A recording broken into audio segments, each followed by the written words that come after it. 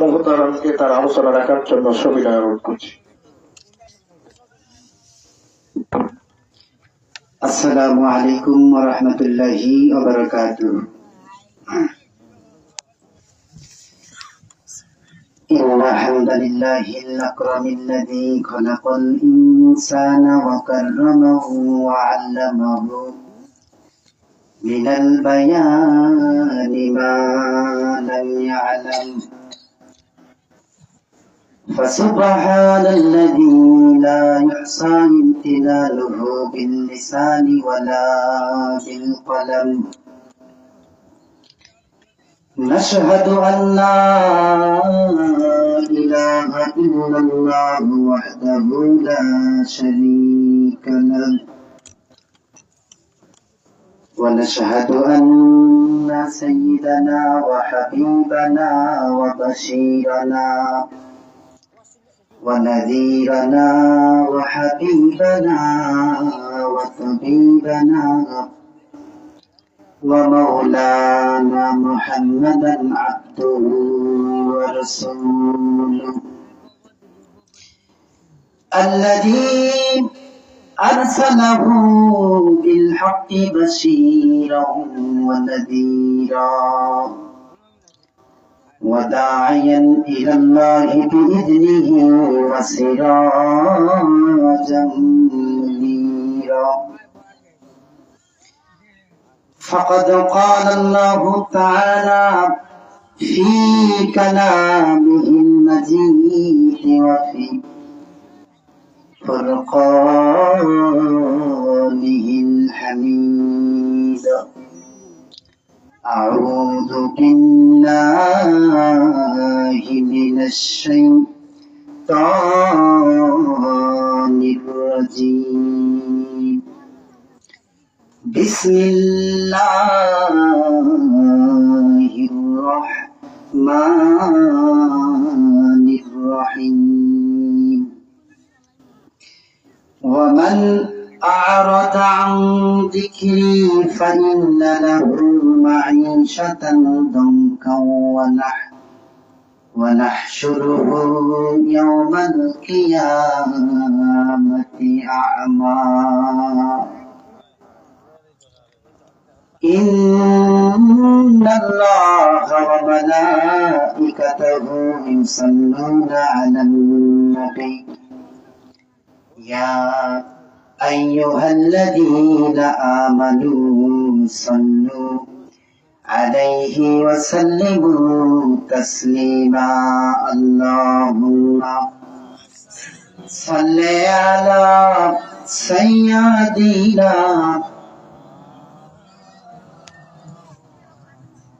وعلى آله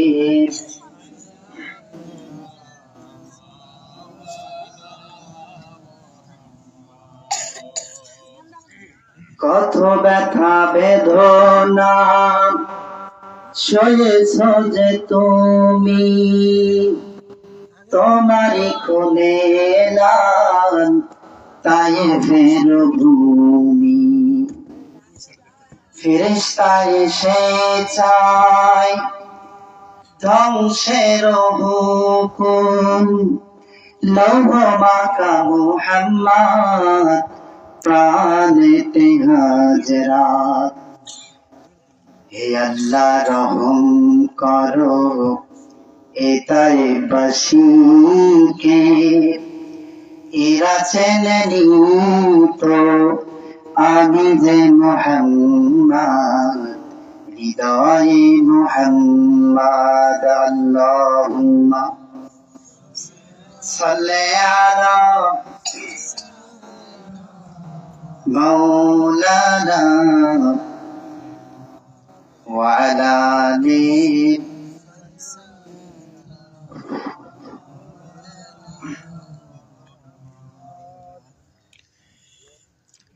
মাঝেরচর নয়াগ্রাম যুব সমাজ ও এলাকাবাসী উদ্যোগে আজকে এই মহতী আয়োজনে উপস্থিত আছেন আজকের মাহফিলের সম্মানিত সুযোগ্য মান্যবর সভাপতি সাহেব, প্রধান অতিথি ও বিশেষ অতিথি, বিশেষ করে আমার শ্রদ্ধাভাজন দাদা জনাব আব্দুল্লাহ আহাদ, আমরা তার জন্য দোয়া করি আল্লাহ পাক তাকে দিনের পথে সুস্থতার সহিত দিনে আঞ্জাম যোগান দেওয়ার তৌফিক দান করুন বলি আমিন। আমার ডানে বামে অবস্থানরত এ জাতির শ্রেষ্ঠ সন্তান হযরত উলামা ইকরাম, সামনে উপবিষ্ট আছেন আমার পিতৃ সমতুল্য মুরব্বী কিরাম, দূর দূরান্ত থেকে ছুটে আসা ইসলামের কালেমাবাহী, তাওহীদের ঝন্ডাবাহী, দ্বীন ইসলামের বীর মুজাহিদ ভাইরা, আলোচনার শুরুতেই আমি জানাচ্ছি সালাম, আসসালামু আলাইকুম ওয়া রাহমাতুল্লাহ। সবাই কেমন আছেন? আসুন আমরা শুকরিয়া আদায় করি সেই মহান আল্লাহ পাকের দরবারে, যে মহান মনি অত্যন্ত দয়া করে, মায়া করে, মেহেরবানি করে, করুণা করে, একবার নয় দুবার নয় ৭০ বার রহমতের দৃষ্টিতে তাকিয়ে মাজালিসুল ইলমি হিয়া রাউদাতুম মিন রিয়াদিল জান্নাহ, সুবহানাল্লাহ, জান্নাতে এই বাগানগুলোতে বসার তৌফিক দান করেছেন। আমরা সেই আল্লাহ পাকের দরবারে শুকরগুজার হবার দরকার আছে না নাই? শুকরিয়া হবে কার? আল্লাহর নাম নিতে কি গুনাহ হয়? জোরে সরে বলেন, শুকরিয়া হবে কার? চলুন আমরা সেই আল্লাহ পাকের দরবারে শুকরিয়া করি, যিনি সৃষ্টির স্রষ্টা, সর্বদ্রষ্টা, মহিয়ান গরিয়ান, সর্বদা বিরাজমান, দুজাহানের মালিক, একমাত্র খালিক, বিশ্বের রব, যার হাতেই সব, সর্বক্ষমতার অধিকারী। প্রশংসা হবে শুধুমাত্র, কেবলমাত্র, একমাত্র তারই। যুবক বৃদ্ধ সবাই একসাথে মিলে আকাশকে প্রকম্পিত করে পড়ছি আলহামদুলিল্লাহ, রব্বানা লাকাল হামদ হামদান কাসীরান তাইয়িবান মুবারাকান ফি। দরুদ ও সালাম আরবি কালাম বিশ্ব নবীর শনে, যিনি নবীদের নবী, শ্রেষ্ঠ নবী, নির্যাতিত নিপীড়িত অসহায় মানুষের আশ্রয়দাতা, ঠিক কিনা কোন? যিনি হলেন অন্ধকারে আলোর জ্যোতি, দেখিয়েছেন জান্নাতের গতি, করেছেন ইমামতি, সমাজের সমাজপতি, মদিনার রাষ্ট্রপতি, জিহাদের সেনাপতি, ঠিক কিনা? সাইয়্যিদুল কাওনাইন জনাবে মুহাম্মদুর রাসূলুল্লাহ, সবাই বলি সাল্লাল্লাহু আলাইহি ওয়াসাল্লাম। সম্মানিত হাজিরিন, আমি আপনাদের এলাকারই সন্তান, যদিও বা আমাকে আপনারা ছোট থেকেই চেনেন, কিন্তু আজকে এখানে যে কথাগুলো হবে, এগুলো কি আমার ব্যক্তিগত কথা না আল্লাহর কথা? এখানে আমরা এসেছি ব্যক্তিগত স্বার্থে না আল্লাহর স্বার্থে? কোরআনের সাথে না ব্যক্তিগত স্বার্থে? কোরআনের স্বার্থে আসছি আমরা। কোরআনের এই মাহফিল গুলোতে ব্যক্তিকে জাস্টিস না করে জাস্টিস করতে হবে কোরআনকে, ঠিক না কোন? কোরআনী আলোচনা, কোরআনকে ভালোবেসে, ইসলামকে ভালোবাসে, আল্লাহকে রাজি খুশি করবার জন্য আমরা আজকে আলোচনা এসেছি। যতটুকু আলোচনা হবে মনোযোগের সহিত শুনতে রাজি আছেন ইনশাআল্লাহ? আমরা মনোযোগের সহিত শুনবো, কথাবার্তা উঠা বসা করব না ইনশাআল্লাহ। রব্বুল আলামিন বলেন, وَإِذَا قُرِئَ الْقُرْآنُ فَاسْتَمِعُوا لَهُ وَأَنصِتُوا لَعَلَّكُمْ تُرْحَمُونَ। পড়েন সুবহানাল্লাহ। আল্লাহ রাব্বুল আলামিন বলছেন, যখন কোথাও কোরআন হাদিস থেকে আলোচনা করা হয়, তাফসীর করা হয়, যে মজলিসে যখন তোমরা বসে পড়বে, দুনিয়াবি কোনো কথাবার্তা বলবে না, উঠা বসা করবে না, চুপ থেকে খুব মনোযোগের সহিত শুনবে, আশা করা যায় আমি রহমত দিয়ে দিব আর তোমরা সফল কাম হয়ে যাবে। কোন সুবহানাল্লাহ। শুনে অবাক হয়ে যাবেন। এই মাহফিলগুলোতে সবার পক্ষে আসা কিন্তু সম্ভব হয় না, ঠিক কিনা বলেন? আল্লাহ রাসূল বলেছেন, মাজালিসুল ইলমি হিয়া রাউদাতুম মিন রিয়াদিল জান্নাহ, সুবহানাল্লাহ। দুনিয়ার কোন স্থানে যদি কোরআন হাদিস থেকে আলোচনা করা হয়, আপাত দৃষ্টিতে যদিও বা কাঠ, প্যান্ডেল আর কাপড়ের যদিও স্টেজ হয়ে থাকে, কিন্তু আল্লাহ রাসূল বলেছেন এটা দুনিয়ার কোন জমিন নয়, ওটা জান্নাতের বাগান হয়ে যায়। কোন সুবহানাল্লাহ। আল্লাহর হাবিব বলেছেন, সম্মানিত হাজিরিন, শুনলে অবাক হয়ে যাবেন। এই তিনি মজলিসে কোরআনের আলোচনা শোনার জন্য যখন আমরা বাড়ি থেকে নিয়ত করে যখন পাকে অগ্রসর করেছি, আল্লাহ পাক ফেরেশতাকে ডাক দিয়েছেন, ফেরেশতা আমার এই বান্দা যেই মাহফিলের দিকে যাচ্ছে, এই রাস্তার মধ্যে তোমরা নূরের পাতা বিছিয়ে দাও, কোন সুবহানাল্লাহ। সেই মাহফিলের পথে রাস্তা দিয়ে, যদিও মাটির রাস্তা দিয়ে আমরা হেঁটে হেঁটে মাহফিলের পথে এসেছি, মাহফিলের প্রধান গীত দিয়ে যখন মাহফিলের মধ্যে ঢুকি, আল্লাহ রাব্বুল আলামিন ফেরেশতাকে ডাক দেয়, ফেরেশতা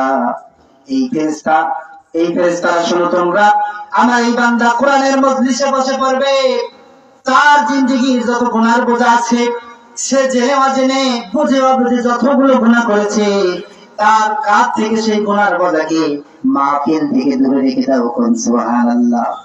এরপর দীর্ঘক্ষণ সময় নিয়ে কোরআনের আলোচনা শুনবার পরে, হাদিসের আলোচনা শুনবার পরে যখন আমরা তওবা করি, রব্বুল আলামিন জীবনে যা করেছি আজ থেকে তওবা করলাম, নামাজ কাজা করব না, তোমার দিনের পথে চলার চেষ্টা করব, পর্দা করার চেষ্টা করব, মাহফিলে যা শুনলাম সব কিছুই মেনে নিব মাওলা। দুনিয়ার সমস্ত যত পাপ রয়েছে সব পাপগুলো ক্ষমা করে দাও।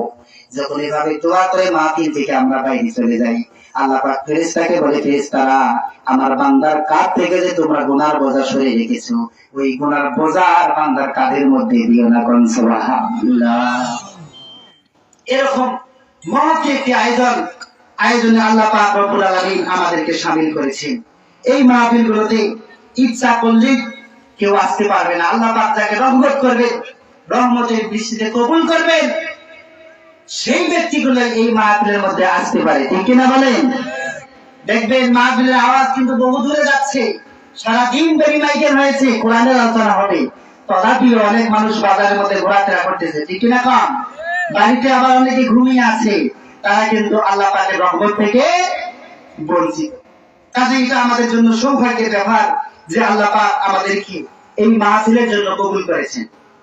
আমরা এই জন্য খুশি হই, খুশি চিত্রে আল্লাহ পাকের দরবারে শুকরগুজার হয়ে মাহফিল থেকে যেন আজকে তওবা করে যেতে পারি, যে যা শুনলাম, জীবনে যাই করলাম, আজ থেকে অন্তত পক্ষে নামাজ কাজা করা যাবে না। কোরআনের সাথে যেন আমরা আজকের এই আলোচনার মাধ্যমে কোরআনের সাথে যেন গভীর সম্পর্ক স্থাপন করতে পারি, আমিও যেন সেরকম আলোচনা রাখতে পারি। আপনারা সবাই দোয়া করবেন ইনশাআল্লাহ। সম্মানিত হাজির, আমি কোরআনুল কারীম থেকে সূরা তাহা থেকে একটি আয়াত পাঠ করেছি, যে আয়াতের ভিতরে আল্লাহ পাক কোরআনুল কারীমের সাথে সম্পর্ক রাখলে কি হয়, কোরআনুল কারীম থেকে সম্পর্ক সেট করলে কি হয়, সেই ব্যাপারে বিস্তারিত আল্লাহ পাক বর্ণনা করেছেন। এবার আমার সাথে সবাই জবান খুলে বলেন, আমার হাতে যেটা দেখা যাচ্ছে তার নাম কি? এই কোরআন কার জন্য নাযিল হয়েছে? আমাদের জন্য, ঠিক কিনা বলেন? আমাদের হেদায়েতের জন্য এই কোরআন নাযিল হয়েছে। এই কোরআনের সাথে যারা সম্পর্ক রেখেছে, এই কোরআনের সাথে সম্পর্ক রেখেছে হযরত আবু বকর রাদিয়াল্লাহু আনহু, ঠিক কিনা কম? জান্নাতের সার্টিফিকেট পেয়েছেন।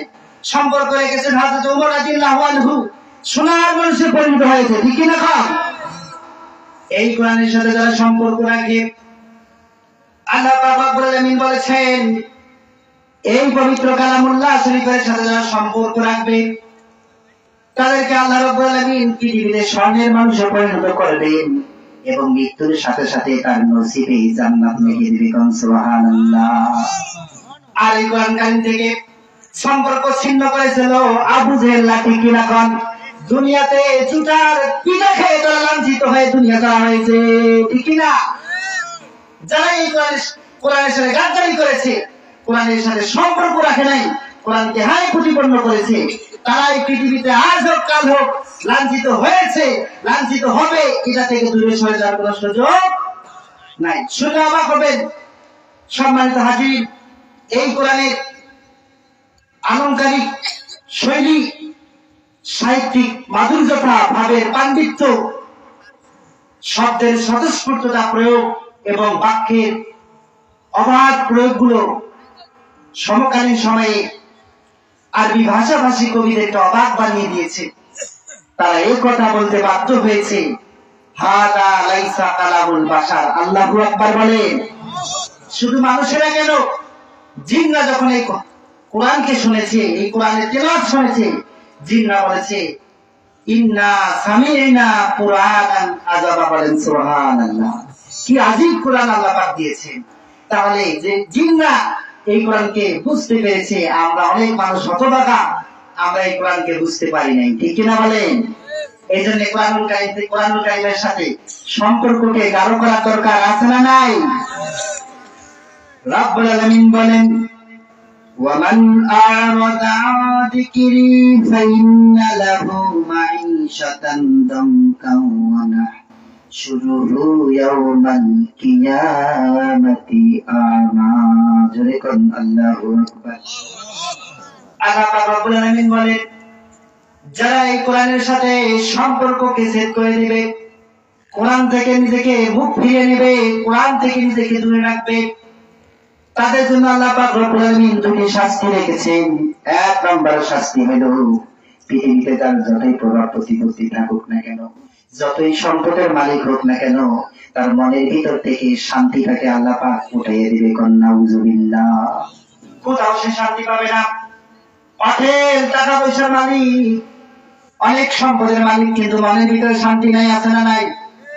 কোরআনের সাথে সম্পর্ক না রাখার কারণে, কোরআন থেকে নিজেকে দূরে রাখবার কারণে, কোরআন থেকে নিজের সম্পর্ককে দুর্বল করার কারণে আল্লাহ পাক রব্বুল আলামিন আমাদের হৃদয় থেকে, তাদের হৃদয় থেকে শান্তিকে আল্লাহ পাক দূরে রেখে দিবে।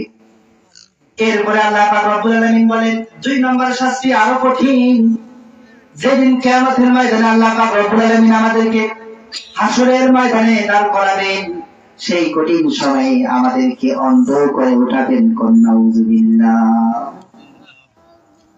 ওই সমস্ত বান্দারা বলবে রব্বুল আলামিন, ক্বালা রাব্বি লিমা হাশারতানি আ'মা ওয়া ক্বাদ কুনতু বাসীরা।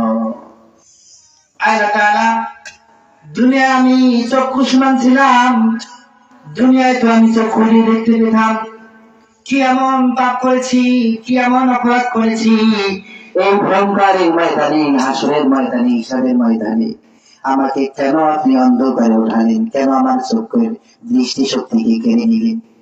আল্লাহ পাক রব্বুল আলামিন বলবে, ক্বালা কাযালিকা আতাতকা আয়াতুনা ফানাসিতাহা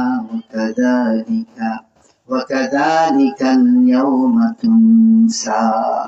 আল্লাহ পাক বান্দাকে বলবে, বান্দা, আমি তোমার চক্ষুকে উঠাই নেই নাই, দুনিয়ায় আমি তোমাকে কোরআন দিয়েছিলাম, কোরআনের সাথে সম্পর্ককে গাঢ় করবার জন্য, ঠিক কিনা বলেন? কোরআনের সাথে তোমার সম্পর্ক, ভালোবাসা বৃদ্ধি করবার জন্য কোরআন দিয়েছিলাম।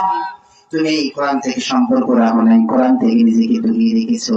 তুমি দুনিয়ায় কোরআন থেকে যেভাবে নিজেকে দূরে সরে রেখেছো, ঠিক তদ্রূপ ভাবে আমি তোমাকে আজকে অন্ধভাবে কিয়ামতের ময়দানে উঠালাম। নাউযুবিল্লাহ। কি ভয়ঙ্কর কথা!